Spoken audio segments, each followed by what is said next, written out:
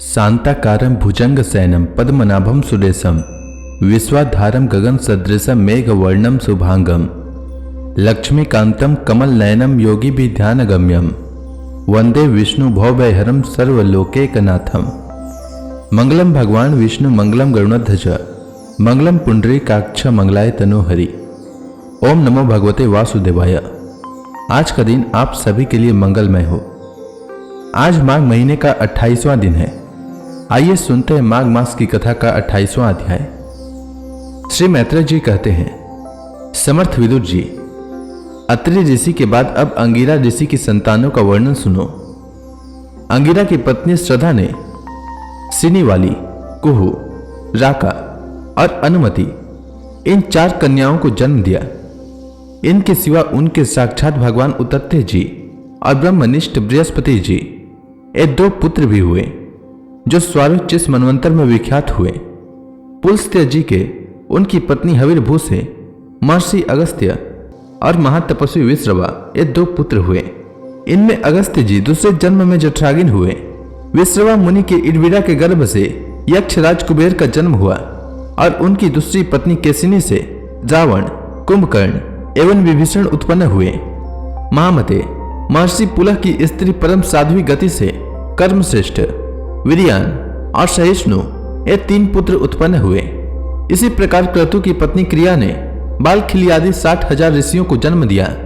शत्रुतापन विदुर जी, वशिष्ठ जी की पत्नी अरुंधति से चित्रकेतु आदि 7 विशुद्ध चित्त ब्रह्मर्षियों का जन्म हुआ।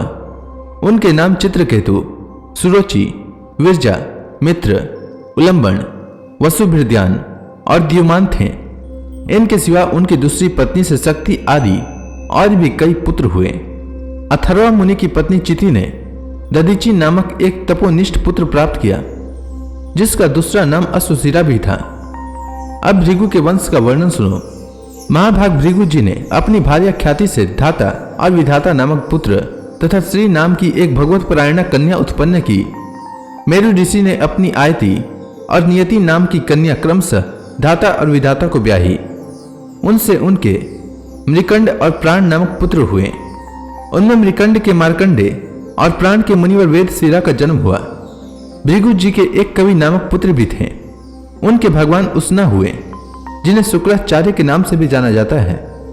विदुर जी, इन सब मुनीश्वरों ने भी संतान उत्पन्न करके सृष्टि का विस्तार किया।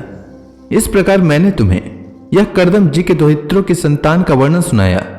जो पुरुष इसे श्रद्धापूर्वक सुनता है उसके पापों का यह तत्काल नष्ट कर देता है। ब्रह्मा जी के पुत्र दक्ष प्रजापति ने मनु नंदिनी प्रसूति से विवाह किया।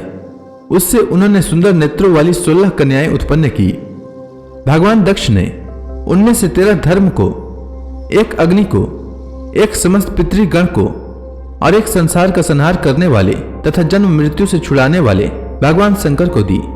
श्रद्धा, मैत्री, दया, शांति, तुष्टि, पुष्टि, क्रिया, उन्नति, बुद्धि, मेधा, तितिक्षा, लज्जा और मूर्ति ये धर्म की पत्नियां हैं। इनमें से श्रद्धा ने शुभ, मैत्री ने प्रसाद, दया ने अभय, शांति ने सुख, तुष्टि ने मोद और पुष्टि ने अहंकार को जन्म दिया।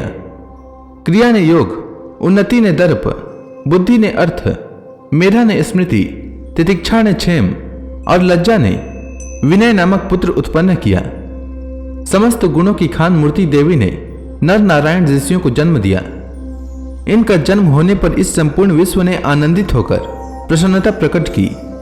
उस समय लोगों के मन, दिशाएं, वायु, नदी और पर्वत सभी में प्रसन्नता छा गई। आकाश में मांगलिक बाजे बजने लगे। देवता लोग फूलों की वर्षा करने लगे। मुनि प्रसन्न होकर स्तुति करने लगे। गंधर्व और किन्नर गाने लगे। अप्सराएं नाचने लगी। इस प्रकार उस समय बड़ा ही आनंद मंगल हुआ तथा ब्रह्मादि समस्त देवता स्तोत्रों द्वारा भगवान की स्तुति करने लगे। देवताओं ने कहा, जिस प्रकार आकाश में तरह तरह के रूपों की कल्पना कर ली जाती है, उसी प्रकार जिन्होंने अपनी माया के द्वारा अपने ही स्वरूप के अंदर इस संसार की रचना की है और अपने उस स्वरूप को प्रकाशित करने के लिए इस समय इस ऋषि विग्रह के साथ धर्म के घर में अपने आप को प्रकट किया है, उन परम पुरुष को हमारा नमस्कार है, जिनके तत्व का शास्त्र के आधार पर हम लोग केवल अनुमान ही करते हैं। प्रत्यक्ष नहीं कर पाते। उन्हीं भगवान ने देवताओं को संसार की मर्यादा में किसी प्रकार की गड़बड़ी न हो इसलिए सत्व गुण से उत्पन्न किया है।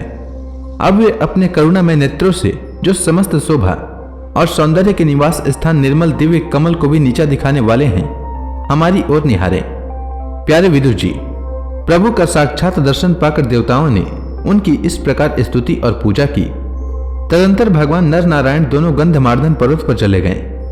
भगवान श्रीहरि के अंशभूत वे नर नारायण ही इस समय पृथ्वी का भार उतारने के लिए यदु कुल भूषण श्री कृष्ण और उन्हीं के सरीखे श्याम वर्ण कुरुकुल तिलक अर्जुन के रूप में अवतीर्ण हुए हैं।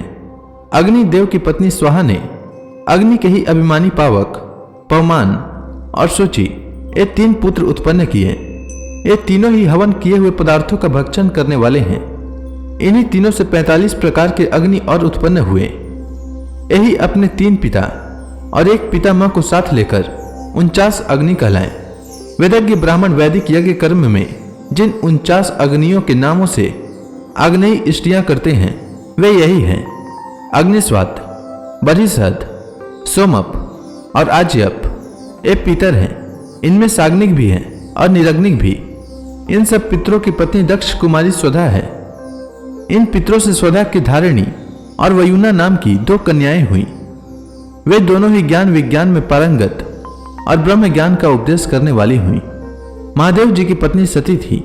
वे सब प्रकार से अपने पति देव की सेवा में संलग्न रहने वाली थी, किंतु उनके अपने गुण और शील के अनुरूप कोई पुत्र नहीं हुआ, क्योंकि सती के पिता दक्ष ने बिना ही किसी अपराध के भगवान शिव जी के प्रतिकूल आचरण किया था।